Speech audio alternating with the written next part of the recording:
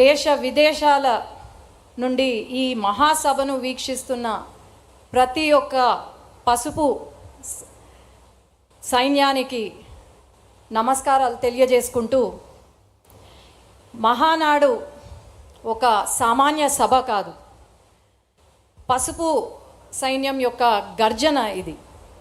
అట్లాగే కోట్లాది మంది తెలుగు ప్రజల ఆశా సముద్రం. ఈ మహానాడు కేవలం మన పాస్ట్ని గుర్తు చేసుకోవడం ఒకటే కాకుండా భవిష్యత్తుని కూడా నిర్ణయించే ఒక మహా సంకల్ప సభ. ప్రతి ఒక్క పసుపు కార్యకర్తకు ఈరోజు ఒక కనుల పండుగ మాదిరి. అలాంటి ఈ మహాసభ, ఈ పవిత్రమైన వేదిక పైన ఒక జాతీయ ప్రధాన కార్యదర్శిగా నివేదికను సమర్పించే అవకాశం నాకు ఇచ్చిన ముఖ్యమంత్రి గారికి ధన్యవాదాలు తెలియజేసుకుంటూ, మన పార్టీ అధినేత సామర్థ్యంలో సాగిన అకుంఠిత దీక్ష, అట్లాగే బీజేపీ జనసేనతో మనము ఏర్పరచుకున్న పొత్తు, కూటమి ప్రభుత్వం, ప్రజాస్వామ్యంని మనం పరిపాలనగా చూపిస్తున్నాం. అట్లాగే ఏదైతే ప్రతి వర్గంలో, మన రాష్ట్రంలో ఉన్న ప్రతి వర్గానికి సంక్షేమం అందిస్తూ సువర్ణ పాలనను అందిస్తున్నాం. 5 సంవత్సరాలు గొడ్డలి పరిపాలన ఎలా ఉందో మనం అందరం చూసాం. అభివృద్ధి, సంక్షేమం మన నినాదం అయితే, వారి నినాదం హత్యలు, అవినీతి, దోపిడీలు. అట్లాగే మన రాష్ట్రంలో ఉన్న ప్రతి వర్గంలో ఉన్న ప్రజలు బాధపడ్డారు. అట్లాగే ప్రతి ప్రాంతంలో ఉన్న ప్రజలు నిర్లక్ష్యం చేశారు. ఈరోజు మనం అభివృద్ధి, సంక్షేమం వైపు పరుగులు తీస్తున్నాం. ఆనాడు వారి పరిపాలనను మనము ప్రశ్నిస్తే, కార్యకర్త నుండి మన నాయకుడు వరకు, మన అధినేత వరకు తప్పుడు కేసులు పెట్టి, మన పైన హింసించి, మన పైన తప్పుడు కేసులు, అట్రాసిటీ కేసులు పెట్టారు. మన కార్యాలయ పైన దాడి చేశారు. అట్లాగే మహిళలు అని కూడా చూడకుండా మన పైన దాడి చేయడం, అట్లాగే అసభ్యకరంగా మాట్లాడడం, మన వ్యక్తిత్వాన్ని కించపరచడం చేశారు. మనమే అనుకుంటే మన పిల్లల్ని కూడా ఆఖరికి హింసించారు. కానీ బహుశా ఇప్పుడు వాళ్ళకు అర్థమైనట్టుంది, ప్రతి ఇంట్లో పిల్లలు పుడతారేమో కానీ మన తెలుగుదేశం పార్టీ కార్యకర్త ఇంట్లో యోధులు పుడతారని బహుశా అర్థమైనట్టుంది వాళ్ళకు. అట్లాగే ఆనాడు ఎంత కష్టం వచ్చినా సరే ఒక్క అడుగు వెనకడుగు వేయకుండా మన అధినేత కార్యకర్తలకు అండగా ఉంటూ, నేనున్నాను అనే ధైర్యాన్ని ఇస్తూ మన పార్టీని ముందుకు తీసుకెళ్లారు.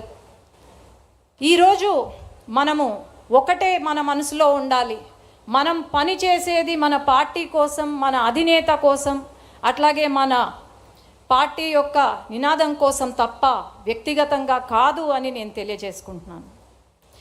మనం ఎప్పుడూ కూడా మనం పడిన కష్టాన్ని మర్చిపోకూడదు. అట్లాగే మన అధినేత పడిన అవమానం మనం మర్చిపోకూడదు. ఎప్పుడూ కూడా ప్రతి ఒక్కరం కాలరెత్తి గర్వంగా చెప్పుకునే ఒక రోజు వస్తే, మన ప్రాణం ఉన్నంత వరకు మనం తెలుగుదేశం పార్టీ కార్యకర్త అని ధైర్యంగా చెప్పుకోవాలి. ఈరోజు మరి కొంతమంది మనల్ని బెదిరిస్తున్నారు. ఆ బెదిరింపులకు బెదిరేది తెలుగుదేశం పార్టీ కార్యకర్త కాదు. గుండెల్లో భయం లేదు, కేవలం పసుపు రక్తం ఉందని మనం ధైర్యంగా చెప్పుకోగలుగుతున్నాం. ఈరోజు బెదిరిస్తున్నారు అంటే మనం చెప్పాల్సింది ఒకటే, మనము మన కార్యకర్తగా వెనగడుగు వేసేది లేదు, తల దించేది లేదు, వెన్ను వంచేది లేదు. మనం ఒకవేళ వెను వంచినా లేకపోతే తల దించినా అది కేవలం నా జెండా కట్టడానికే తప్ప ఇంకేమీ కాదు. ఈ వేదిక నుండి తెలంగాణ కొన్ని దురదృష్టవశాత్తు మనం ఓటమి చెందాం. అట్లాగే తెలంగాణ నాయకులు ఎవరైతే ఉన్నారో వాళ్ళు కార్యకర్తలను కలిసిమెలిసి ప్రయాణం చేస్తూ అక్కడ అట్లాగే ప్రతి క్షణం మన సమస్యల పైన, తెలంగాణ రాష్ట్రంలో ఉన్న సమస్యల పైన పోరాడుతూ ఉన్న మన నాయకులను ఈ సభ ద్వారా అభినందన చేస్తున్నాం. అట్లాగే ఈరోజు గల్లీ నుండి ఢిల్లీ వరకు మన జెండా ఎగురుతుంది. మన తెలుగుదేశం పార్టీ, మన తెలుగు ప్రజల ఆత్మగౌరవాన్ని నిలుపుతున్నాం, తెలుగు గళాన్ని వినిపిస్తున్నాం. అండమాన్ దీవుల నుండి కూడా మన తెలుగుదేశం పార్టీ జెండా రెపరెపలాడుతుంది. ఎప్పుడు కూడా దేశంలో గళం వినిపించిందే తప్ప ఎప్పుడు కూడా వెనకడుగు వేయలేదు.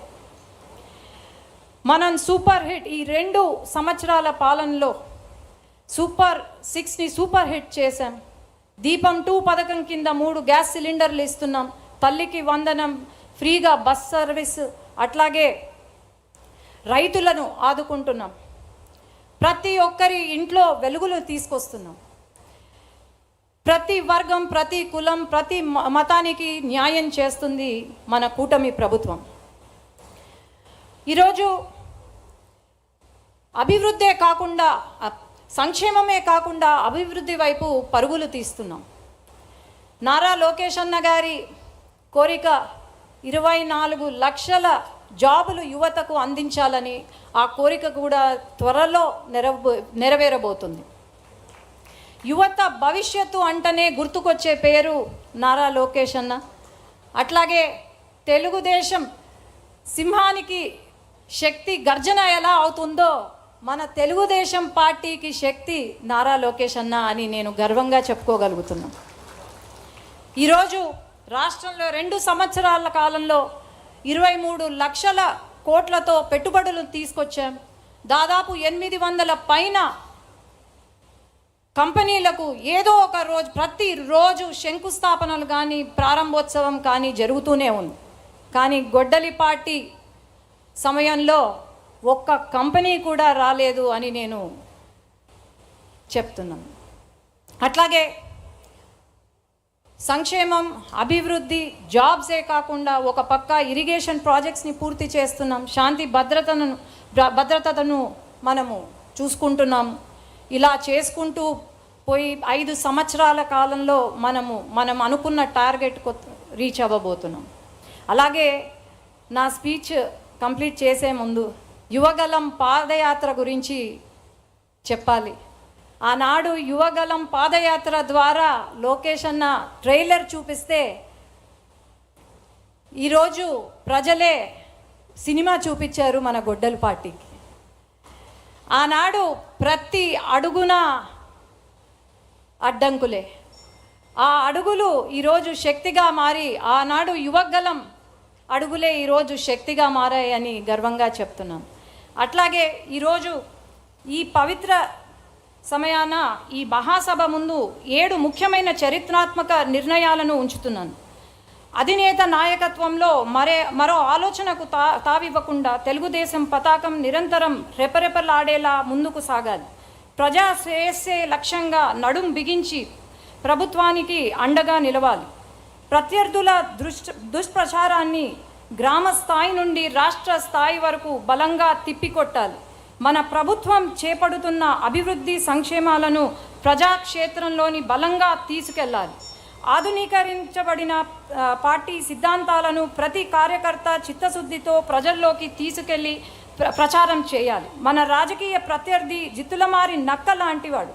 అతని అవినీతి అక్రమాలపై ప్రతి కార్యకర్త డేగ కన్నులతో నిఘా వేస్తూ ప్రజలకు నిత్యం వివరిస్తూనే ఉండాలి. కుల, మత, ప్రాంతీయ విద్వేషాలు రెచ్చగొట్టే అసాంఘిక శక్తులు కదలికపై నిరంతరం అప్రమత్తంగా ఉండాలి. తెలుగు జాతి గౌరవం కోసం, తెలుగుదేశం పార్టీ కోసం జోహార్ ఎన్టీఆర్, జై తెలుగుదేశం, జై నారా చంద్రబాబు నాయుడు గారు, జై లోకేష్ అన్న, జై హింద్. థ్యాంక్ యూ శబరి గారు.